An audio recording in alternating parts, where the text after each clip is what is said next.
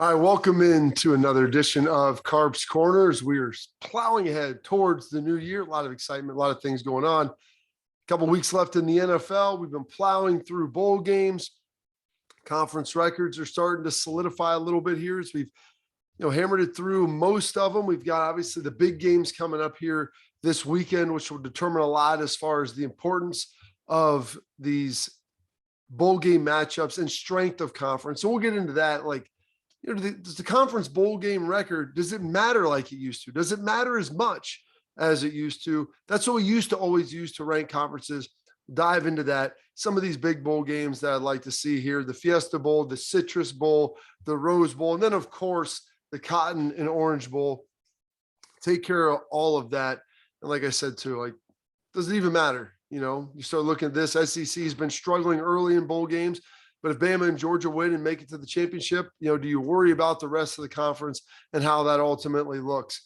And so we'll look at this kind of and how I choose to evaluate those bowl records and how I choose to look at each and every game that's being played. And if there's anything you can pull from it, kind of three metrics that I kind of dig into on that. But first, I want to open with passing on Tuesday night of NFL, football icon, we'll say. He's mostly tied to the NFL. But John Madden passing away at the age of 85 on Tuesday night. And rarely in sports, this is why I think it's important to open up with this, because rarely in sports is there someone who is so universally loved that isn't polarizing at all. Because generally when you have people that are loved that much, there's usually a decent sized group of people, a contingent somewhere else that isn't about him at all. And as much as one group loves him, another group's going to hate him. And so John Madden, in every generation, he means a little bit of something different, but he was someone that I always enjoyed watching. My dad always enjoyed watching. Both of us former players, friends, everyone enjoyed watching John Madden on TV. He was kind of like the John Candy, I think, of the NFL. He was entertaining. He also provided the insight, the impact, the analysis, all of those things that you want to see. John Madden brought that each and every Sunday, and then Monday nights and Sunday nights again to your television screen. But the NFL losing a guy like that at 85, and you begin to put together these pieces. And as I saw John Madden throughout the last couple of years, you begin to wonder, how many years does he have left? He's a big dude, went after, pretty hard, played the game in college, and then coached for a long time. Notably hated flying. And that's, part of the reason he got out of coaching, and the stress and the ulcers, gets into commentating. He has the Madden cruiser, popularized, the custom coach cruising around the country each and every week for all of these different stops, and, people talking about it and showing where he's going and everything else. But every generation, he was something different. To my dad's generation, he remembered him. He called some of my dad's games, called a lot of my dad's games. Very complimentary to my father. But my dad grew up, he was watching him as the coach of the Raiders. And think about this.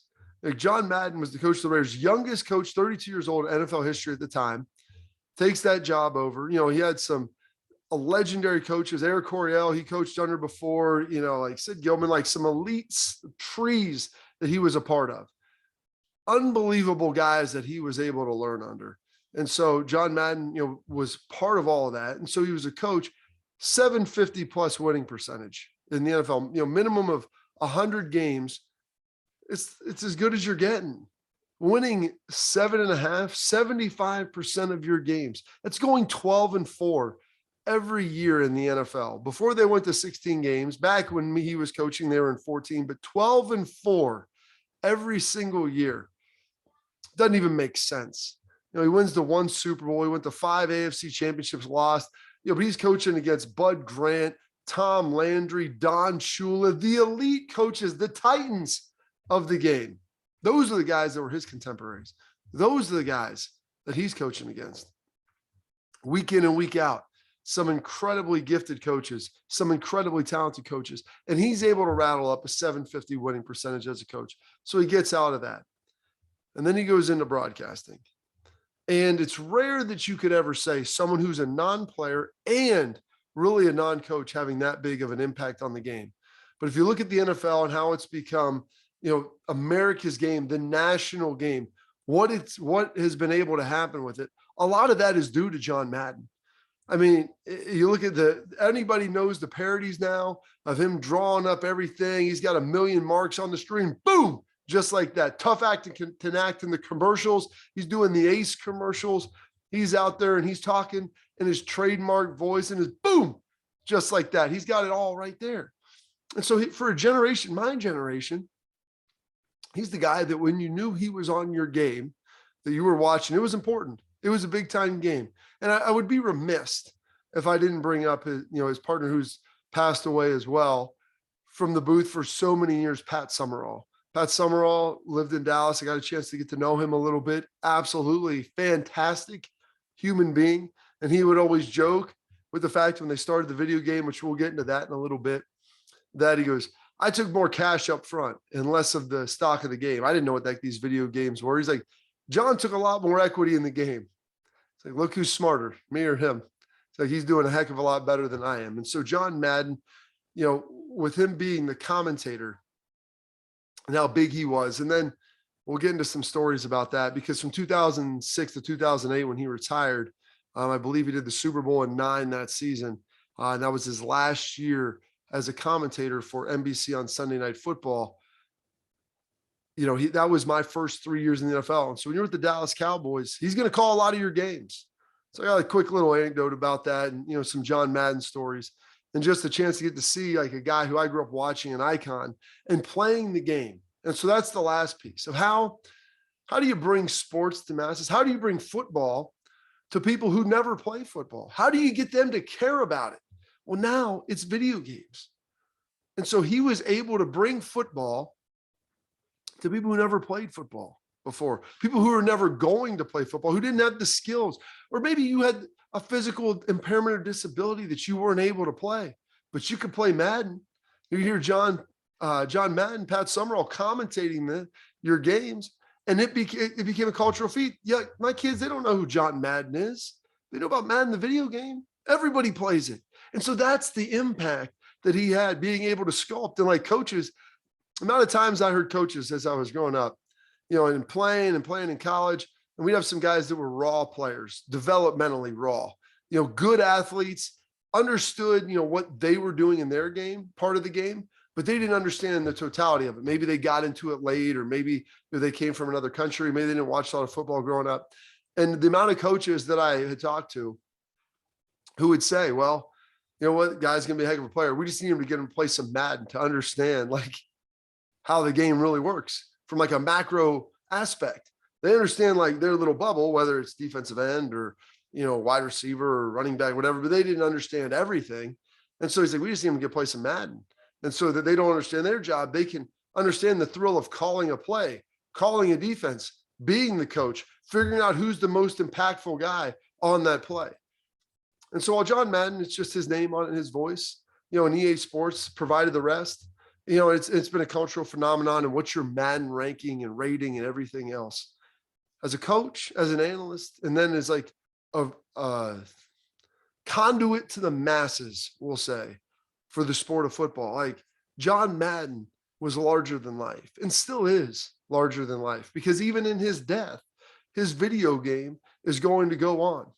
And some of my, like I said, my favorite games, my favorite memories were watching him as a kid call games, watching clips of him call my dad's games and listen to him talk in his deep voice, that baritone voice as he's diagramming the play and drawing things up. It was amazing. And then when I knew we had Sunday night, you had John Madden on your game. It was a big stinking game. And it was a huge deal to have that be a part of your weekly preparation, knowing that John Madden was going to be on the call. And before I get, a quick story, John Madden, and one of the things that I always enjoyed about him, I used to laugh because, John Madden was never a guy who looked like he turned down many meals. He was well-fed dude, big burly guy. He's the guy that you looked like, hey, that guy looks like a football coach. That guy looks like he used to play football. And then today now, like I said, for a guy who's so universally loved by everybody, by fans, by players, by coaches, by other members of the media, because he was just a pleasant dude. He's a pleasant dude, and you felt like you knew him. You could relate to him. That's what John Madden gave to you. And I almost don't even want to put this guy's name out here, because in an era where people say things and want to be on the opposite side of something just for argument's sake, and want to sit here and this guy, I saw this stuff on Twitter come through today, and I was glad he was getting beaten down by everybody. And this wasn't something that was, racial thing, or Republican, Democrat, conservative, liberal. It wasn't any of that stuff. Like John Madden, you couldn't have said his political affiliation. No one cared. No one cared. They knew he's a football coach, and all of his players loved him. He was an analyst. All the guys cared about him. He was a good dude. He was a good guy, a good man. So I hear this guy, Dr. Andrew McGregor, he's spouting off on Twitter. I believe he's a professor like University of Dallas or Dallas University, something like that. So talking about the video games and what it has done. And listen, video games, I'm not going to sit here and tell you are the greatest thing to happen to American culture. Like, it's gotten kids from being outside, playing in the fields, playing on the courts, doing whatever it is, and it's brought them inside, and it's living the sedentary lifestyle. And okay, I get it. Believe me, I'm not saying that video games are the greatest thing in the world. There are some huge shortcomings when it comes to that. But he sits there and talks about how Madden, the video game, and tweeted out basically, to summarize what he put out there, that the video game grew a plantation or an exploitation mentality, mostly of athletes, mostly Black athletes. How you're playing with them now.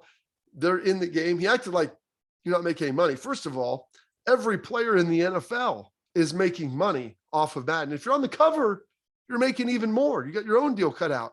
But players get a cut of that. They get a cut of it. It popularizes them. It's a big deal. It's a huge, huge deal. Saying it dehumanizes the player, increases the violence, the digital plantation metaphor that he tries to throw out there. This guy, Dr. Andrew McGregor, obviously a white guy, played in the NFL. A lot of Black players. I never heard anybody speak ill of Madden. And I've never heard any social scientist try to bring this up and say that you can talk about video games and increasing the violence and all these different things, and with regard to how we treat each other in society, but I'd never heard like the dehumanization of athletes, the escalation of violence, and all these things from a football game, a football video game, especially those of Black players. Never heard anybody say that. Any player I played with, never heard any social scientist, anybody who's a lot smarter than me, no one's ever brought that up. And so as I sit here and saw that and read that, I was befuddled. I was very frustrated to think that there was someone on the day of a guy's death. This is what we're going to do. Someone who did so many great things. Like I'm saying, this guy isn't like have massive skeletons in his closet. There weren't a lot of negative things he did. And granted, it was an era, I guess, before social media and camera phones, but the guy rode on a bus, for heaven's sake, back and forth across the country to call football games.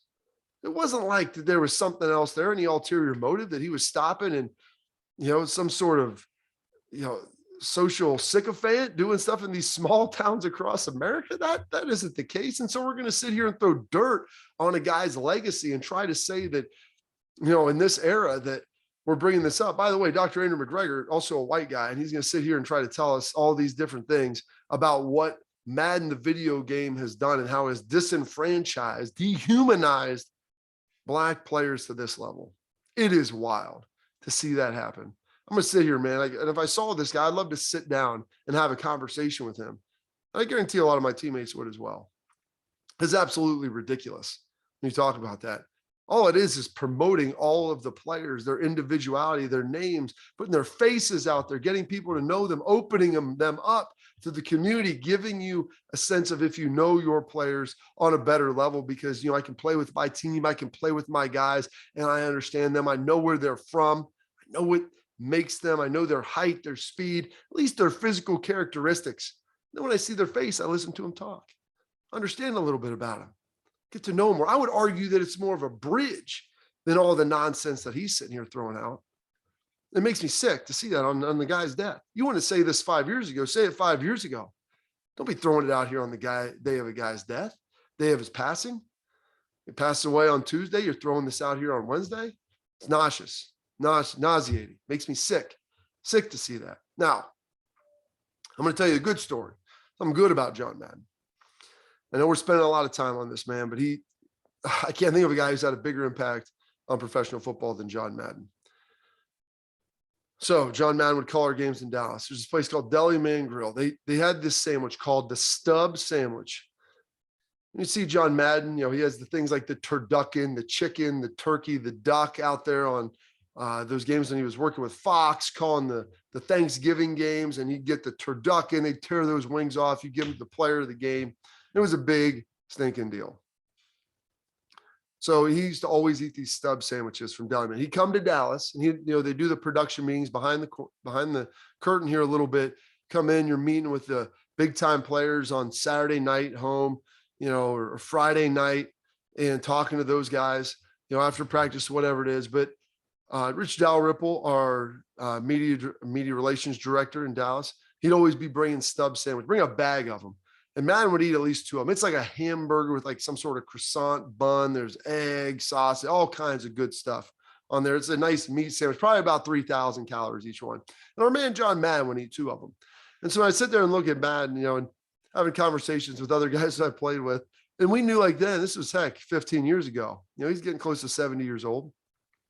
It's like, this is a guy who's doesn't caring about, how long he's going to live. He's making sure that he's enjoying the living that he's doing now. John Madden, a guy looked like he missed many meals. And so he loved those stub sandwiches. And when we would go on the road and play on a Sunday night game in Philly or in New York or wherever the heck it may be, we packed those stub sandwiches on the road. And they go give them to John whenever we got there. And that was his deal. He loved them. He enjoyed the stub sandwich. And he looked like a guy who would enjoy a stub sandwich, and not just one, but two. And so, that's one of the things that I'll always remember about him, how kind he was. He talked to guys, always trying to find out information, like talking to everybody as if you're the most important player on the team. And a great way to connect to humans. And that's what great broadcasters do, is their ability to bring you inside. And it's like you're sitting there talking to them, having a conversation. And, when they talk about legacy, the legacy is what's left after you're gone. John Madden might be gone, and he hasn't been in the public spotlight here for the last 3, 4, 5 years, maybe even before that. But his legacy is going to live on far after his passing because of what he was able to do with that video game. But really, to me, as an analyst and as a coach, his players loved him. The guys he called loved him. And everybody I know that worked with or was around him cared about John Madden. So this week, tip your caps. I'm excited. I'm sure the NFL will do something pretty special for John this weekend, given the impact that he had to help grow that wonderful game. Let's get into college football. A lot of good stuff happening here. We're finally to the big week. We get down to the huge games here. And I love all the games. I'm up late watching Minnesota, play at 11 o'clock, kicking off at 10:15 Eastern. I'm watching that game basically to conclusion. It's a fantastic showing by Minnesota. But we got some of the big games here. We'll start out with the Fiesta Bowl. Now, Notre Dame taking on Oklahoma State.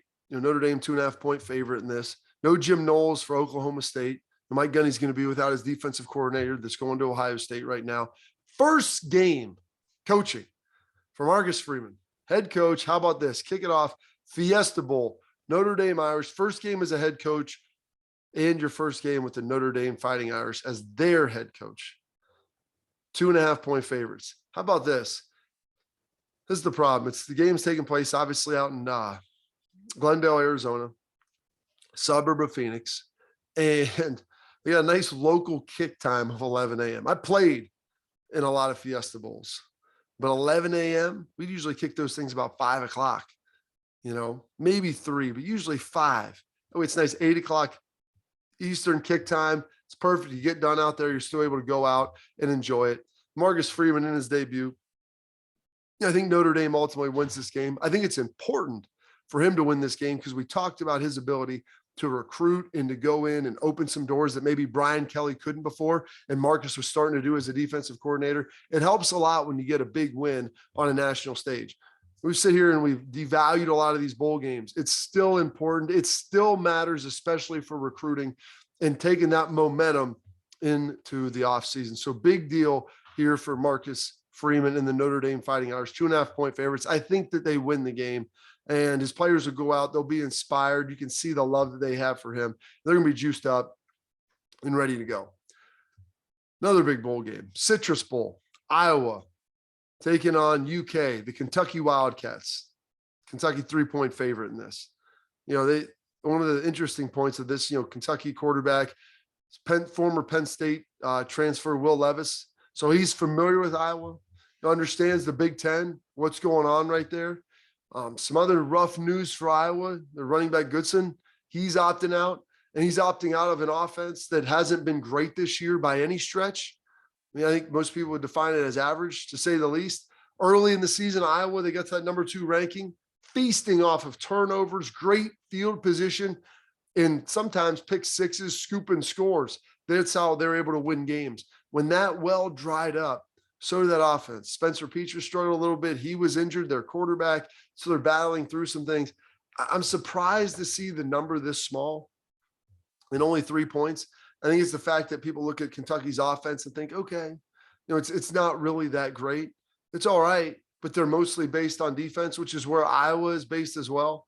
I think both of these teams want to try to run the football. And, that's what Mark Stoops is going to try to do at UK as well. And so I look at this game, the one good news for both sides, if you're a fan, it's not going to be something that's probably going to take 4 hours. They'll probably try to stretch it for TV purposes, but both of these teams will run the football. They're going to play defense. I don't think there'll be a ton of scoring. I think Kentucky ultimately covers the number. They get the win. But the thing is with Iowa, they played a pretty good year. They finished pretty strong until they played Michigan in the Big Ten championship and just got blasted. How do they rebound emotionally, psychologically from that? That's the question you always have to ask yourself. Are they able to kind of internalize that, look at it, say, hey, the game got away from us a little bit. We need to be able to do X, Y, and Z, and that would have helped us out a little more? Or is it something where it's just they're kind of wearing that failure all over them still, and they haven't been able to shake it off? They start slow and sluggish. Kentucky jumps on them, and then it's off to the races. I think it's a fairly close game, but I do think UK pulls away, is able to get this thing and get the win here at the end. Diving in before we get to the conference semifinals or the national semifinals here, talk about the Rose Bowl a little bit. We've dug into this, and ad nauseum, everyone knows Utah pound the football, big physical running attack. Ohio State got the ball ran all over them, basically 300 yards rushing against Michigan. Not a great situation to be in. Ohio State getting the mulligan to see if they can go stop this run. We've got 4 opt-outs, and we've talked a little bit about this, but they're 2 elite receivers, Chris Olave, Garrett Wilson, both out. Haskell Garrett, defensive tackle, out. And then Nicholas Petit-Frere, their offensive tackle. And then, like I said, defensive tackle, Haskell Garrett as well. And so receivers, obviously it's a loss. Those guys will both probably be first rounders, top 40 picks for sure. I think when you look at them and how talented they are. Nicholas Petit-Frere, really talented tackle, but I think they'll be able to move some guys around. And I believe that this offensive line should look still pretty good. Question is for them, Utah is physical up front on defense. Will they be able to run the ball with Travion Henderson? That's something they're really going to need to do. But the big loss for me, this guy was battling ankle injuries and some different stuff the last 3-4 games this season. Is Haskell Garrett, maybe even last half of the season. Is Haskell Garrett, defensive tackle. He's a big physical guy sitting there in the middle. I think he wants to get healthy for the combine, but Utah's the team that wants to line up and run the football. And they'll do it in a variety of ways with a variety of players, quarterbacks, running backs, a little H-back movement around in there. They're going to do a lot of different stuff. Without Haskell Garrett, they're going to need to step up and play really good inside. Cage going to need to play well. They're going to need to have guys step up in a huge way on the offensive line. Tyreek Smith going to need to step up and play really well. That's going to be huge for what he's going to be able to do. They're going to need to get production from that defensive line. And without Haskell Garrett, the leader in there, that's something that could be a little bit tough and a little bit difficult. I think of all the 4 guys, he's probably the least notable and he'll probably be drafted the lowest. But for this game, he's the most important. So Ohio State's going to have to find a way to figure that out. Light on linebackers in this game, not a great solution. My number is about 110. If they can keep Utah underneath 110 rushing yards, I think they win this game and it looks pretty good. Over that, they're going to need a big, strong performance by the offense. But they've got missing those 2 wideouts. You got Julian Fleming, Emeka Egbuka, and Marvin Harrison Jr., 3 young, highly touted, highly recruited guys who have been developed, who had really good springs, when they were healthy, good off seasons when they were out there. They'll be able to go out and play. So I'm excited to ultimately see what they can do. Now into the semifinals. Start with the Orange Bowl. You got Georgia and Michigan. Stetson Bennett's going to be the guy. Todd Monken comes out, said Stetson Bennett gives them the best chance to win. Why? Part of the reason you play in Michigan, David Ajabo, Aiden Hutchinson, they have athletic defensive ends. Stetson Bennett, a little bit better athlete, former walk-on, maybe not the arm, but a better athlete, better runner than JT Daniels. Wouldn't shock me if JT Daniels gets some run in this game. They find a way to slide him in and utilize his ability and his talent to find a way to get a win. Wouldn't shock me at all. But Stetson Bennett, not the biggest dude in the world, but he's a gamer. He's athletic. He has a good feel for running. That's something that really can't be taught. So that's big. And then the X factor. I talked about it for Michigan in the last episode. Blake Corum, his home run ability, getting George Pickens back. He missed a week. Had some COVID stuff. He was out most of the season with injury. He was a huge producer last year in the Peach Bowl against Cincinnati. They're going to need him to have a big game against Michigan. He is going to have to be someone that can stretch that defense. He has the capability. He has the talent. He has the skills to be able to do it. He's going to have to step up. Stetson Bennett's going to have to find a way to get him the ball. But I guarantee you this, Stetson Bennett feels a lot better knowing that George Pickens is playing and going to be healthy out there on Friday afternoon. Cotton Bowl, Cincinnati taking on Bama. Cincinnati about 2 touchdown dogs, big dogs in this game. No Mechie for Alabama. They will have Jamison Williams. My man take double shot at JMO. I think he's been the best receiver in college football this year. I think he's going to be, one of the top receivers taken in the draft, first round pick. He's one of the best athletes I've ever seen in person. Phenomenal, phenomenal player. Then they got Bryce Young as their quarterback, the Heisman Trophy winner. He's young. He's a young player. And so there's an element of him where he's played in big games. He says all the right things. He's a heck of a human being. I've got a chance to interview him on a couple different occasions. He's a tough kid not to like. He is a tough young man not to like. And they love playing that rat poison card. Everybody's against them, but they're not going to be able to do that against Cincinnati. Let's remember this. Talked about it before. Cincinnati, the strength of Bama is their receivers. That's how they've been able to score this year. They haven't had that consistent run game. Cincinnati's corners are really good. Sauce Gardner, probably going to be a second round, heck, maybe first, high third round draft pick. He's an NFL guy. He's really good. People love him. Scouts love him. Kobe Bryant, his other corner, Thorpe Award winner. He's really good. Very talented. I don't think they're going to ask either one of those guys to go out there and just say, hey, take care of these receivers yourself. Luke Fickell, defensive head coach, going to move some things around, play a little zone, play a little man, drop some, rush some, change up looks, try to confuse Bryce Young, the young quarterback. Get some pressure with him, move him off his spot, see if you can impact him. And then we talked about this, Bryce Young, the first-year starter. Desmond Ridder, he's been starting for about half a decade. He's tall, he's long, he's athletic. He's improved the quality of his deep ball. Cincinnati has some athletes on the outside, but his legs are the X factor for Cincinnati with what they're able to do. Jerome Ford, their running back, said he don't want to be called a Bama transfer. He's a UC Bearcat, but it is important. He was at Bama. He played really well against Georgia. This Cincinnati team played well against Georgia. Those things carry over, and that confidence is going to exude. And I guarantee you Jerome Ford is telling each and every one of those guys on Cincinnati, you're good enough to beat these guys. They're not Goliath. They're human. If you cut them, they will bleed. That will be the message that Jerome Ford will be out there producing, because a little bit of beating Bama is just the confidence and the ability to think that you can beat Alabama. That's how these big games work. And that's how it works when you're playing big time teams. It's a little bit Miracle on Ice-ish. With the United States playing the Soviets, Bama, the big bad Soviet, they winning every national championship. Nick Saban is a remarkable coach. I don't even know if it's debatable anymore with what he's been able to do. I think you can say he's the best coach in the history of college football. He does a great job running his team. He's one of the great defensive schemists of all time. He's fantastic. But let's not also forget about this. Luke Fickell, fairly young coach. Cincinnati's his first head coaching job, been down there 4 or 5 years. But when he was at Ohio State, he was on a national championship team in 2002. He was on a national championship team in 2014 that beat Alabama. 2002, the Ohio State team beat Miami, two of probably the better teams that you're going to see, in the last 25 years of college football. He was also on a staff that lost to Florida and lost to LSU in national championships at Ohio State. He understands how it goes on the other side. They lost to Georgia last year in the Peach Bowl. He gets it. He understands it.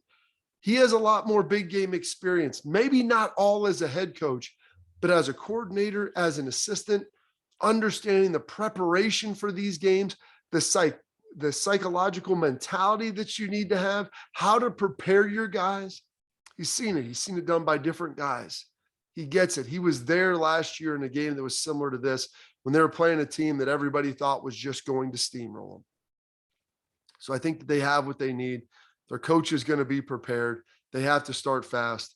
But I'm excited for that game. I take the points in. I think it's going to be close.